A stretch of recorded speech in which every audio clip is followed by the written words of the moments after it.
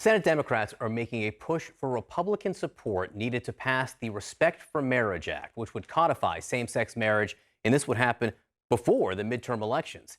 In an op-ed published in the Washington Post, Senators Tammy Baldwin and Susan Collins, the co-authors of the Respect for Marriage bill, wrote, quote, "The bipartisan legislation would repeal the Defense of Marriage Act, a 1996 law that allowed states and the federal government to refuse to recognize same-sex marriages validly performed in other states. Our bipartisan legislation leaves intact religious liberties and protections afforded to individuals and organizations under federal law. The Respect for Marriage Act will not take away or alter any religious liberty or conscience protections." Joining me now is Senator Tammy Baldwin from Wisconsin, the Democrat who co-authored this bill. Senator, thanks so much for being with us this morning. It's a pleasure to join you. Thank you. That excerpt that I just read in the op-ed, you lean into the notion of religious liberty. It won't take away protections for religious liberty. Why? What do you mean by that? Well, as we've been discussing with our colleagues in order to get the supermajority necessary to pass this in the U.S. Senate, that's one of the concerns that my Republican colleagues have been raising. A new law, does that create some new exemptions? And the answer is absolutely not. And while we think it is clear and said so in the op-ed, we are entertaining a clarifying amendment so that that argument falls flat and we can get the necessary number of Republicans to join all the Democrats and pass the Respect for Marriage Act. How many Republicans do you have as you sit here with me this morning? You know, we'll know a lot more by the end of the day as we reconvene and discussions now very focused on the draft amendment, the clarifying amendment, continue. We had just shy of 10, I think, for the underlying bill. If this clarity gets several more, we'll be in really good shape. And we hope that we'll actually have the debate and passage of the bill next week. But before the amendment, you weren't over the finish line?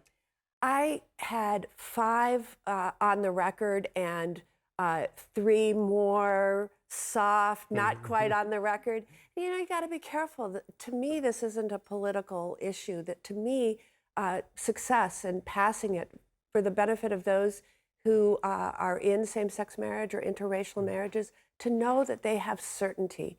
And so much has changed in recent years where the majority of Americans think that you should be able to be married to the person you love and know that that marriage is going to be recognized for years to come. One of the arguments that you hear from Republicans is, why is this necessary? The Supreme Court made same-sex marriage legal in all the states already, so why do you need this? Well, the same court that overturned Roe versus Wade puts in jeopardy a number of other Supreme Court cases. The case that affirmed same-sex marriage, the case that affirmed interracial marriage. And I can tell you that there are many millions of couples across the United States who are legitimately concerned about the legitimacy of their marriage, about the certainty of their marriage. You know, we often think when we say the word marriage of the wedding rights, but with a marriage certificate comes very important rights and responsibilities that people rely on, say hospital visitation, Sure. and you know, all sorts of things that are really important. So this is timely right now. Is there also something about an elected body voting and saying, I affirm you, we affirm you, we choose to believe in your right to marry? You know, I think there's a very strong statement, but let's remind people what is in the underlying bill. It repeals the Defense of Marriage Act, which was an act of a former Congress saying we don't recognize same-sex marriages. And the court opinion made that moot, but to repeal it would be a very affirming statement. Now, when you said you have 5 solid yeses, 3 sort of quietly on the fence, was your Wisconsin Republican colleague Ron Johnson one of those 8? Well, he was in the beginning, but now I think what I hope is he'll look at our clarifying amendment and accept it and get back to his original position. But he's gone back and forth quite a bit. We on have this some sound. issue. We have some sound of Senator Johnson recently now saying that I think he's opposed to it. Let's listen.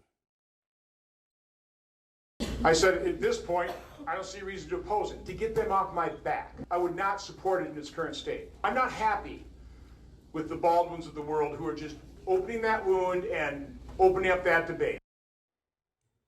He says he's not happy with you for opening up a wound.